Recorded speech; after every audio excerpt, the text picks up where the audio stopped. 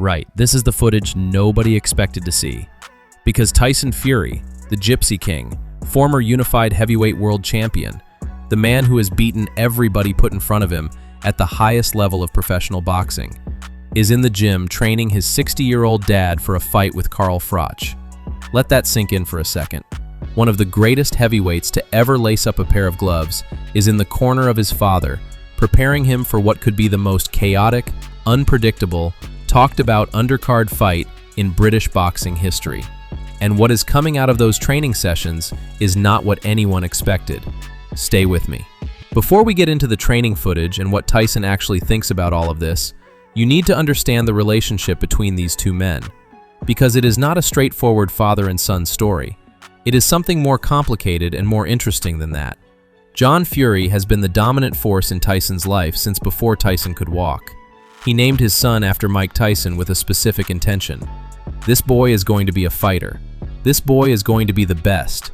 And everything John Fury has done since, the sacrifices, the obsession, the relentless pushing, has been pointed at that single outcome: Tyson Fury becoming the heavyweight champion of the world. And it worked. Whatever you think of John Fury's methods, whatever you think of his behavior at press conferences and public events, the results speak for themselves. Tyson Fury is one of the most decorated and beloved heavyweight champions in the history of the sport. And a significant part of that is John Fury. But here is the complicated part. That same intensity, that same refusal to back down, that same complete absence of an internal filter has also caused Tyson enormous problems over the years. The chaos John Fury brings into rooms has followed Tyson's career like a shadow. And Tyson, who is considerably more emotionally intelligent than people give him credit for, has had to manage that dynamic his entire adult life. So when John Fury announces he is fighting Carl Froch and Tyson does not immediately shut it down, that tells you something. It tells you that the loyalty between these two men runs deeper than any embarrassment or inconvenience. Blood over everything. That is the Fury code. So now Tyson is in the gym with his dad, and the footage coming out of these sessions is genuinely fascinating for a number of reasons. First, the obvious one. Tyson Fury training another human being is not something we have seen before. And watching him in that role, watching him try to transfer 60 years of instilled boxing knowledge into his 60-year-old father's body in 8 weeks, is both impressive and slightly surreal. Because Tyson knows exactly what is required to compete at a high level.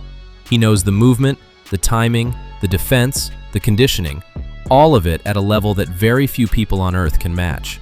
And now he is trying to give some version of that to a man who has never had a professional fight in his life. The second thing the training footage reveals is John Fury's physicality up close.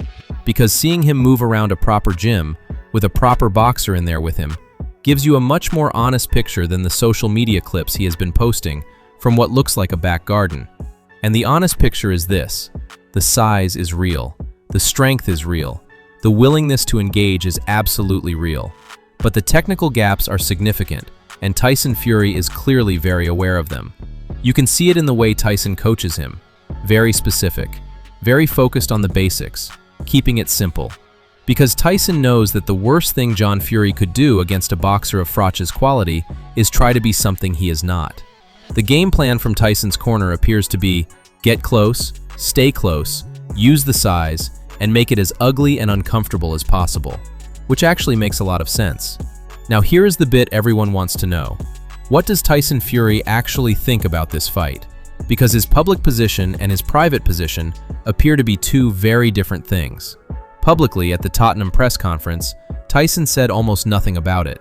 His only reference to his dad was a joke. Big shout out to me dad, because without him I would not even be born. The room laughed. Tyson smiled, moved on. Complete subject change. For a man who will talk about anything to anyone for as long as you let him, that level of brevity was not accidental. But in other settings, away from the formal press conference environment, Tyson has been considerably more direct. His position, when he actually states it, is exactly what you would expect from a man who lives by the Fury family code. He backs his dad, fully, without hesitation. He thinks Froch has been running his mouth about the family for too long, and he thinks John Fury is more than capable of making Froch pay for that.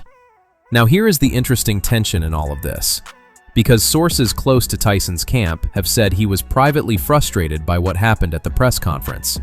Not because he disagreed with his dad confronting Froch necessarily, but because the timing and the chaos of it threatened to overshadow his own comeback. Tyson has worked incredibly hard to set this fight up properly. Thailand training camp, Netflix deal, Tottenham Stadium, 60,000 seats to fill. The last thing he needed was his dad creating a circus around the build-up.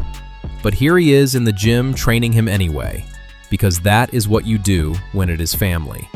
Let's get into the specifics of what these training sessions actually look like, because the details matter when you are trying to assess whether John Fury has any realistic chance of causing an upset against Froch.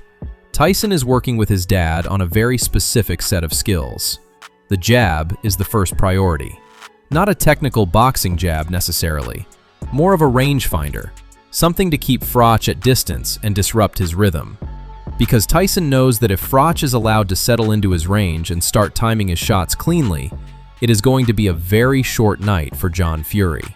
The second thing Tyson is drilling into him is the clinch, because the clinch is where a physically dominant, technically limited fighter can neutralize a superior boxer.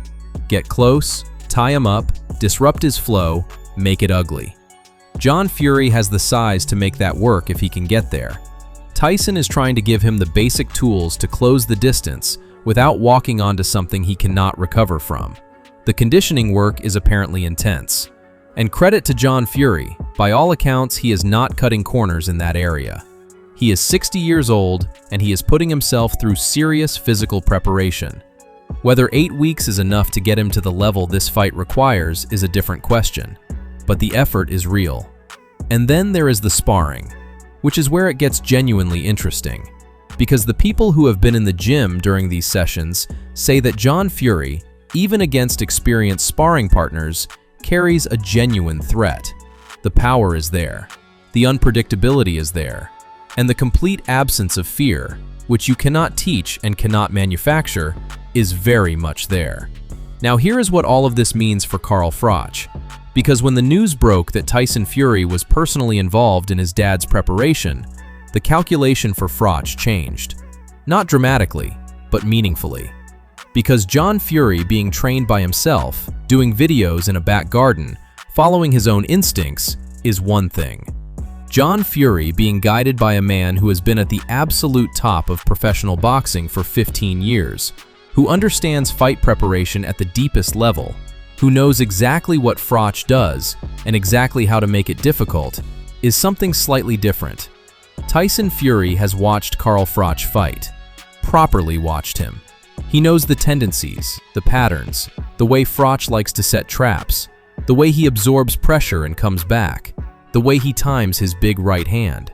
And he is now sitting in his dad's corner using all of that knowledge to build a game plan. That is not nothing. That is actually a significant upgrade from what John Fury had before. Froch has acknowledged it. He has not dismissed the Tyson involvement. He respects what Tyson brings as a boxing brain. But he is also clear that no amount of coaching changes the fundamental reality of what he brings to that ring. So here is where we are. Tyson Fury is in the gym training his 60-year-old dad for a fight with Carl Froch. The relationship between these two men, complicated, intense, unbreakable, is now pointed directly at the Cobra. And the footage coming out of those sessions suggests that John Fury, whatever his limitations, is not going through the motions. Tyson backing his dad publicly and privately. John Fury putting the work in. Froch committed and ready. Tottenham on the horizon. This fight is happening, and it might be even more dangerous for everyone involved than anyone first thought. Drop your thoughts in the comments. Does Tyson training his dad change anything for you? And who walks out of Tottenham standing? Until next time.